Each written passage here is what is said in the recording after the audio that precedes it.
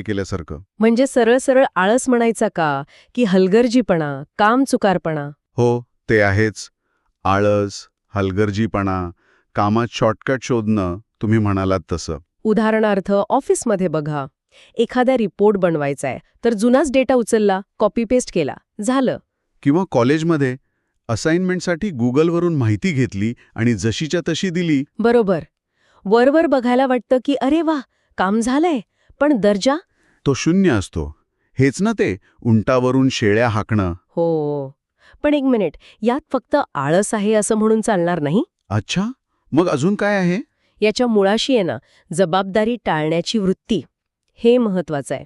जबाबदारी टाळणं. हो, म्हणजे असे लोक फक्त कामाचा देखावा करतात, पण त्यामागे जी खरी मेहनत लागते, जो विचार लागतो, ती करायची तयारी नसते. अगदी कामाची जी मूळ जबाबदारी असते ती घ्यायला ते